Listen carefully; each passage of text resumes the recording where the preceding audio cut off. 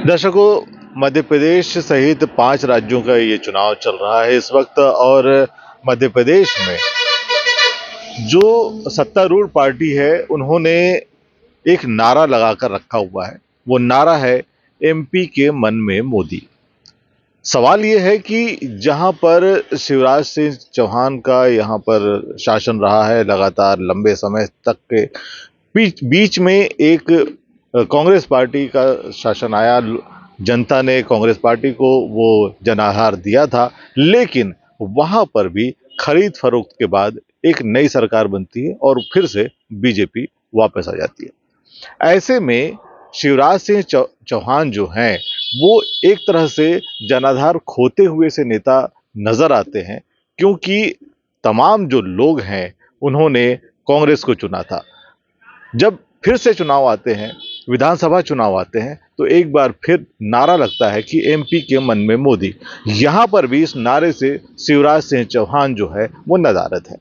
साथ ही तीन तीन मंत्रियों को भी उतार दिया जाता है विधानसभा के चुनाव में, केंद्रीय मंत्रियों को भी उतार दिया जाता है विधानसभा के चुनाव में।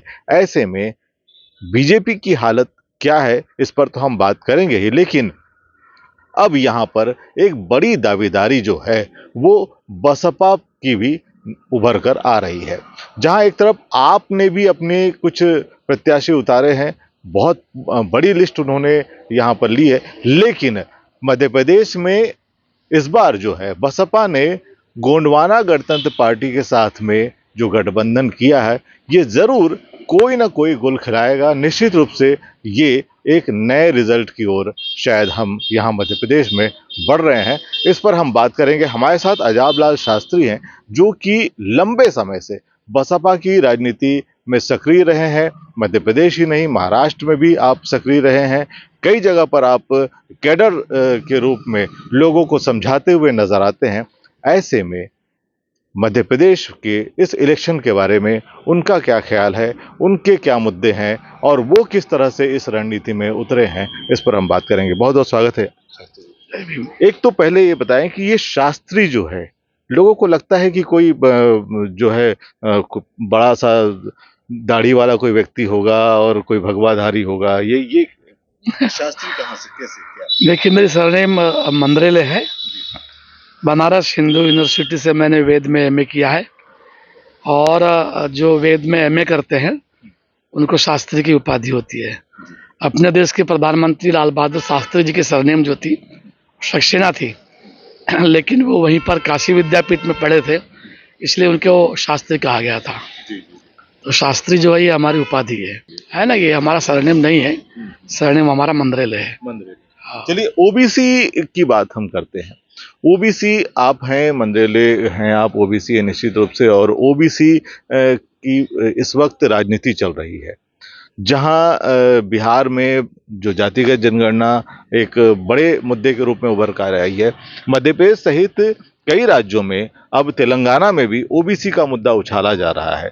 आपको क्या लगता है, मध्य प्रदेश में ये ओबीसी मुख्यमंत्री होते हुए भी अब मुख्यमंत्री का चेहरा वो नहीं है, ऐसे में ओबीसी वाला मुद्दा यहाँ पर कितना काम करेगा? मध्य प्रदेश में ओबीसी की जो जनसंख्या है वो लगभग 56 से 57% है, और शेड्यूल कास्ट के जो लोग हैं वो 16% है, और आदिवासी समाज के लोग 22% है, और मुस्लिम समाज के जो लोग हैं वो लगभग 4-5% है। ऐसा मिला के लगभग 90% से ज़्यादा ऊपर बहुजन समाज के लोग हैं, और सवर्ण समाज के भी लोग 5-7% है। और बहुजन समाज पार्टी है, सर्वजन समाज की पार्टी है। बहुजन समाज पार्टी का जातिवाद से कोई लेना देना नहीं है, और ओबीसी का मुद्दा पूरे देश में जो उठाया है वो माननीय साहब कांशीराम जी ने उठाया है। मंडल कमीशन लागू करो वरना कुर्सी खाली करो, यह आंदोलन पूरे देश में माननीय साहब ने चलाया था, और उसके बाद ही तमाम ओबीसी जातियों को ये पता चला कि उनके लिए भी भारत के संविधान में बाबा साहब आम्बेडकर ने अधिकार लिखे।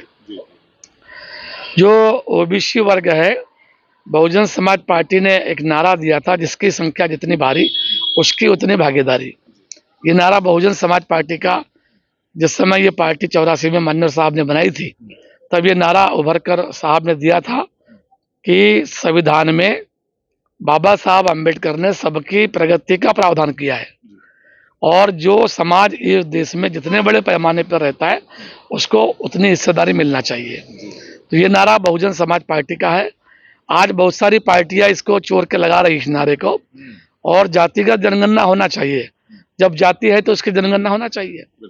बहुजन समाज पार्टी ये जातिवादी पार्टी नहीं है, क्योंकि हम तो सभी जातियों को एक समान मानते हैं। जाति खत्म होना चाहिए, ऐसा बाबा साहब अम्बेडकर का सिद्धांत था। तो ओबीसी जो है ये बड़ा फैक्टर है। और कांग्रेस ने मध्य प्रदेश में एक भी ओबीसी को आज तक सीएम नहीं बनाया। आज तक किसी आदिवासी को नहीं बनाया, किसी दलित को नहीं बनाया, किसी ओबीसी को नहीं बनाया। जब बहुजन समाज पार्टी का उदय हुआ और मध्य प्रदेश में जब बहुजन समाज पार्टी से ओबीसी जुड़ने लगा, तब 2003 में पहली बार भारतीय जनता पार्टी ने उमा भारती को आगे करके चुनाव लड़ा। पर 6 महीने उमा भारती को रखा और उसके बाद उमा भारती ने पिछड़े वर्ग को आरक्षण देने की बात की, तो भारतीय जनता पार्टी ने उसको साइडलाइन कर दिया। और जो शिवराज सिंह चौहान है, ये ओबीसी के नाम पर कलंक है, क्योंकि इसने ओबीसी के लिए पूरे, जब से ये मुख्यमंत्री बने तब से ओबीसी के लिए इसने कोई भी प्रगति का काम नहीं किया है। ना इसने ओबीसी की स्कॉलरशिप दिलवाई है, ना ओबीसी के लोगों को 27% का आरक्षण दिलाया है। तो ये तो ओबीसी के नाम पर कलंक व्यक्ति है, और इस बार उसका चेहरा मध्य प्रदेश की जनता नहीं दिखना चाहती। और इस बार ये जो गठबंधन है, तो कांग्रेस और भारतीय जनता पार्टी की सरकार नहीं बन रही है। और पिछले बार भी मध्य प्रदेश की जनता ने कांग्रेस को बहुमत नहीं दिया था। कांग्रेस को बहुमत नहीं था, ये गलत प्रचार कर रहे कांग्रेस वाले कि हमारी सरकार बनी थी। वो जो सरकार बनी थी वो बहुजन समाज पार्टी के 2 एमएलए के सहयोग से बनी थी। तो कांग्रेस की सरकार नहीं थी, वो तो गठबंधन की सरकार थी। हाँ, और कमलनाथ उसको संभाल नहीं पाए उस सरकार को, क्योंकि कमलनाथ के विधायक जो थे वो सब बिक गए। तो कांग्रेसी विधायक जो है बिकाऊ होते हैं, तो इनको तो वोट देना ही नहीं चाहिए जनता ने, ऐसा मैं कहना चाहता हूँ। जी जी जी। तो ये स्थिति बनी है, और एक तरफ से हम जब ये देखते हैं कि बालाघाट का और ये भी वाराणसी का भी क्षेत्र है, इसके अलावा पूरे मध्य प्रदेश में इस वक्त कौन से मुद्दे ज्यादा हावी रहने वाले? देखो, मध्य प्रदेश में आदिवासियों पर खूब अन्याय अत्याचार बढ़ गए। भाजपा की सरकार है तो आदिवासियों के सिर पर लोग भाजपा वाले पेशाब कर रहे हैं, दलितों को नंगा घुमा रहे। सागर में एक पिछड़ा वर्ग की लड़की, लोधी समाज की लड़की थी, उसका बलात्कार करके उसको फेंक दिया गया था। आज तक उसका अपराधी पकड़ा नहीं गया। तो मध्य प्रदेश में SC ST OBC पे खूब अन्याय अत्याचार बढ़ गए। तो इस अन्याय को रोकने के लिए जो है बहुजन समाज पार्टी और गोंडवाना गणतंत्र पार्टी मैदान में है। महंगाई अपने चरम पर है, किसान परेशान है, युवा परेशान है, क्योंकि मध्य प्रदेश में सब निजीकरण कर दिया गया है। निजीकरण की शुरुआत जो की थी वो कांग्रेस ने की थी।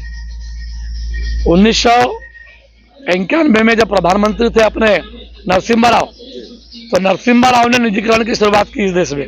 आज कांग्रेस निजीकरण का विरोध कर रही है, पर नरसिम्हा राव ने शुरुआत की थी कांग्रेस की, और नरेंद्र मोदी जी टोकरी में लेके घूम रहे हैं कि अब खरीदो इसको जो खरीद सकते हैं। तो जब सारे विभाग बिक जाएंगे तो हमारा युवा परेशान रहेगा। तो बेरोजगारी एक बड़ी समस्या है, तो बेरोजगारों को रोजगार देंगे, ऐसा हमारा मुद्दा है।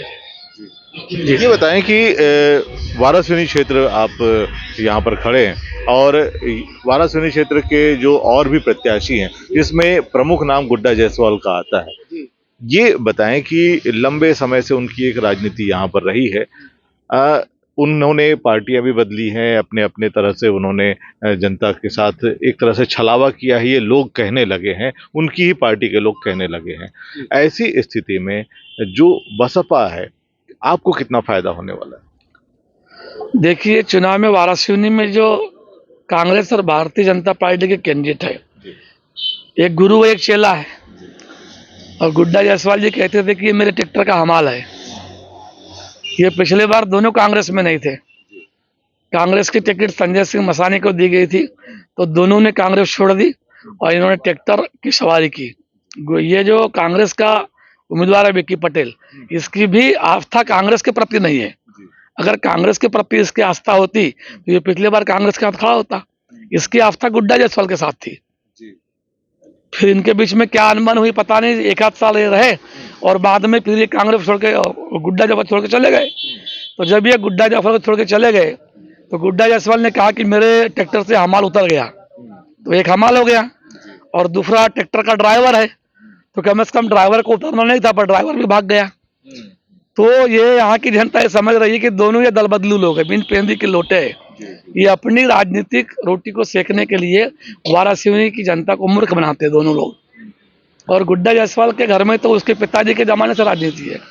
कांग्रेस को कैद करके रखा था उसने, किसी भी कांग्रेस के कार्यकर्ता को जिंदगी भर उसने आगे नहीं बढ़ने दिया, और जो आगे बढ़े उसने सबको पीछे ढकेल दिया। और पिछले बार उसने कहा कि कांग्रेस ने धोखेबाजी की मेरे साथ, तो अभी गुड्डा जायसवाल ने भाजपा के बाद धोखेबाजी की कि नहीं की? योगेंद्र निर्मल जिसने संगठन बनाया गांव गांव में जाके, उसका टिकट काट के तुमने ला लिया। तो भाई आप कहते हैं कि कांग्रेस ने मेरे साथ धोखा किया, तो भाई भाजपा ने भी योगेंद्र निर्मल के साथ धोखा किया कि नहीं किया? तो गुड्डा जायसवाल को समझ गई है क्षेत्र की जनता की ये जो नेता है एक्चुअल में नेता नहीं है, ये व्यापारी है। ये अपने व्यापार को सुरक्षित करके और इस राजनीति और व्यापार में उसने जो अक्यूत धन दौलत कमाया है, ये उसको बचाने के लिए भागता फिरता कभी इधर कभी उधर। तो जनता सब समझ गई है इनके इसको, इस बार जनता इनको वोट देने वाली नहीं है। एक बात और बताएं कि ये जो इलेक्शंस होते हैं उसमें सब कुछ चलता है, धन बल भी चलता है, बाहुबल भी चलता है, तरह तरह के प्रलोभन भी चलते हैं। इस वक्त भी बहुत सारे प्रलोभन जो हैं वो सत्तारूढ़ दल द्वारा भी दिए जा रहे हैं और विरोधी जो प्रमुख विपक्षी दल है उसकी तरफ से भी ये कहा जा रहा है कि हम इतने सारे फ्री योजनाएं लाएंगे और इतनी सारी चीजें करेंगे। आपको क्या लगता है कि प्रमुख जो मांग है जनता की वो क्या है? क्या फ्री राशन है, क्या फ्री केरोसिन है, या फ्री बिजली है, क्या है? कि देखो राशन में तो बहुत सारी चीजें बंद हो गई है। पहले शक्कर मिलती थी गरीब लोगों को, बंद हो गई है। गेहूं मिलना बंद हो गया है कि नहीं है? और ये जो राशन वासन दे रहे हैं थोड़ा बहुत, तो ये भारत के संविधान में बाबा साहब अम्बेडकर ने 21वें अनुच्छेद में लिखा हुआ है, जीने का अधिकार भारत के हर व्यक्ति को, नागरिक को जीने का अधिकार है।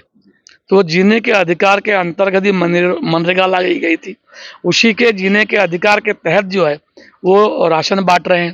तो ये तो जो कुछ बांट रहे हैं सरकार, ये फ्री में बांटने संविधान के हिसाब से बांट रहे हैं, पर उसमें जो भी मिलना चाहिए वो नहीं मिल रहा है गरीबों को। इन्हें शक्कर बंद कर दी, केरोसिन तो आजकल देखने भी नहीं मिलता है, वो इन्होंने बंद कर दिया है। गेहूं बंद कर दिया है, धीरे धीरे चावल बंद करेंगे ये लोग, तो गरीबों को मिलने वाली सारी योजनाएं को बंद करेंगे। और ये शिवराज सिंह ने जो योजना लाई है अभी, ये 2 महीने पहले लाई है। भाई अगर उनको बहनों से इतना प्रेम होता है, इतना प्यार होता, तो ये योजना 3.5 साल पहले लाते। तो लोक लुभावन योजना में जनता नहीं आएगी। रह गया कि धन बल चुनाव में तो चलता है, पर हर बार धन नहीं जीतता, कभी जनबल भी जीतता है। तो इस बार धनबल नहीं जीतेगा, इस बार जनबल जीतेगा। इस बार जनबल जीतेगा और जनबल जो है बूथ तक पहुंचेगा, बूथ में वो वोट डालेगा। ईवीएम मशीन है, लंबे समय से ईवीएम पर बात कही जाती है, ईवीएम पर शक है। आपको भी शक है? अब ईवीएम को तो पूरे देश के लोगों को शक है ईवीएम पर, है कि नहीं? लेकिन ये शक तब होता है जब हार जाते हैं, लेकिन जीत जाते हैं तब शक नहीं। नहीं, शक हारने जीतने का मामला नहीं है। ईवीएम मशीन तो बंद होना चाहिए, क्योंकि जिन देशों में ईवीएम का इजाद हुआ वहाँ के सारे देशों ने तो ईवीएम को बंद कर दिया है। क्योंकि चुनाव जो होना चाहिए वो स्वतंत्र होना चाहिए, निष्पक्ष होना चाहिए, जनता को दिखा के होना चाहिए। जो हम वोट देते हैं पहले बैलेट से होता था, तो हम ठप्पा लगा देते थे, हमको मालूम होता कि हमने यहाँ ठप्पा लगाया है। अभी यहाँ पता ही नहीं होता कि हमने बटन कहाँ दबाया और वोट कहाँ चला गया। तो मैं तो चाहूंगा कि ये बंद होना चाहिए ईवीएम का। एक और नई चीज यहाँ पर इंट्रोड्यूस हुई है, और जो पहले सिर्फ ये सुविधा जो चुनाव में लगे हुए कर्मचारियों के लिए रहती थी, अब वो दिव्यांगों के लिए भी और बुजुर्गों के लिए भी, बीमार लोगों के लिए भी अब वो सुविधा दी जा रही है, यानी कि पोस्टल बैलेट की मैं बात कर रहा हूँ। तो डाक मत पत्र जो है इस बार बड़ी संख्या में डाले जाने वाले हैं। ऐसे में क्या आपको लगता है कि चूंकि डाक मत पत्र पहले ही डाल दिए जाते हैं और वो भी पूरी तरह से प्रशासन के कब्जे में होता है, वो सारा सिस्टम जो होता है वो, तो ऐसे में क्या लगता है आपको डाक मत पत्र इस बार कुछ परिणाम को बिगाड़ सकते हैं? नहीं, डाक मत पत्र जो अपने को वोट देने वाले लोग हमको देंगे वोट।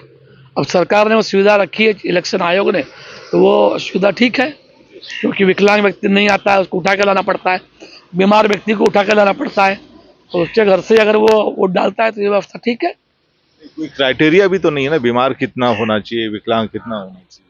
नहीं तो बीमार तो वो भाई सभी विकलांग हो जाएंगे फिर तो, वो वहां बधिर भी विकलांग होता है। वहां तक चलकर अगर नहीं आ सकता है बूथ तक, तो ऐसे व्यक्ति को मौका उसका सुविधा लागू होनी चाहिए जी। लेकिन डाक मतपत्र से जो है परिणाम प्रभावित होंगे ऐसा नहीं, उससे कोई परिणाम प्रभावित नहीं होता, जिसको लोग वोट देना होता है उसको वोट दे देते हैं, उसमें कोई गड़बड़ी नहीं हो उसमें सकती? कोई गड़बड़ी नहीं होती डाक मतपत्र में। जी जी, ये बताएं कि अभी वारासिवनी के लिए क्या मुद्दे हैं मुख्य रूप से? ये वाराणसी में बहुत सारे मुद्दे हैं भाई। वाराणसी में पहला मुद्दा है बेरोजगारी का। यहाँ के गांव-गांव में लोग बेरोजगार हैं। यहाँ कुछ कंपनियां बाहर के लोग खुली, लेकिन यहाँ के कोई युवक वहाँ नहीं है, तो ये हमारा पहला मुद्दा है। यहाँ स्वास्थ्य की सुविधा बहुत अच्छी नहीं है, गाँव में नर्स डॉक्टर नहीं है।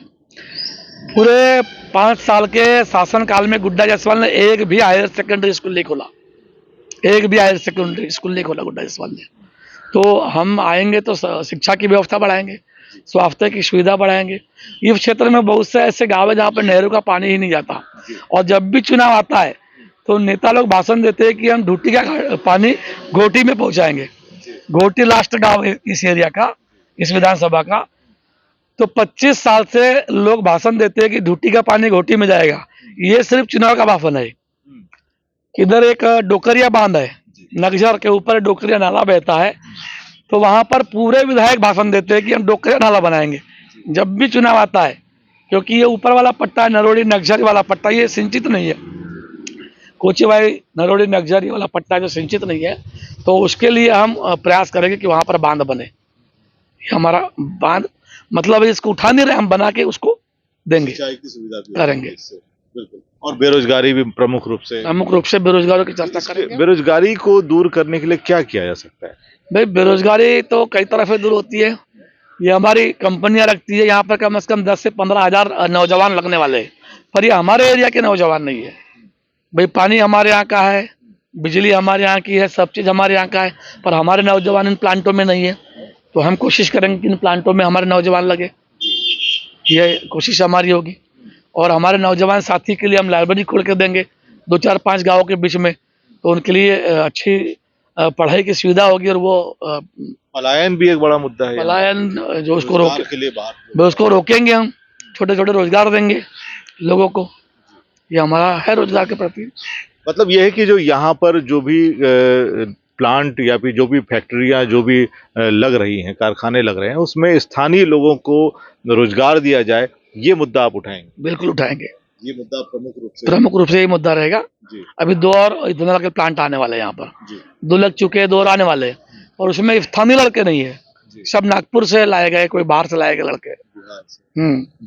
जी। तो अब ये बात बताएं कि आप अपनी जीत के प्रति कितने आश्वस्त हैं?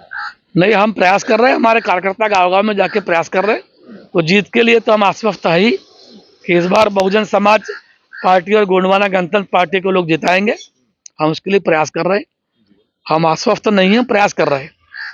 आश्वस्त नहीं है, प्रयास कर रहे हैं, और ये प्रयास लगातार जारी रहेगा। और हम भी दर्शकों, अभी तो शुरुआत है, इस वक्त जो है अभी चुनाव प्रचार शुरू हुआ है। आज जो है इसके बाद तय होगा कि आखिर ये किस रुख की ओर मुड़ रहा है, कौन सा रुख अपना रहा है, क्योंकि अब लगातार धीरे धीरे प्रचार जो है वो तेज होगा, साथ ही आरोप प्रत्यारोप भी बढ़ेंगे। ऐसे में कौन किसे क्या बोलेगा, इन बातों पर भी आपका जरूर ध्यान जाएगा। लेकिन मुख्य मुद्दों से हम आपको भटकने नहीं देंगे। मुख्य मुद्दा आज भी वही है कि लोगों को क्या मिलेगा इस चुनाव के बाद, या अब तक के विधायकों से लोगों को क्या मिला, ये हमारा प्रमुख मुद्दा है, और इसी पर हम लगातार बने रहेंगे। हम कोशिश करेंगे कि आप प्रमुख मुद्दों से हट न पाए, और तमाम जो नेता हैं जो इस इलेक्शन में भाग ले रहे हैं, वो भी इन मुद्दों से भटक न पाए या आपको भी भटका न पाए। हम ये पूरा प्रयास करेंगे। बहुत बहुत धन्यवाद आपका भी हमसे बात करने। धन्यवाद। बहुत बहुत धन्यवाद दर्शकों, आपका भी। बने रहे हमारे साथ, इस कार्यक्रम में हम और भी लोगों से आपको मिलवाएंगे।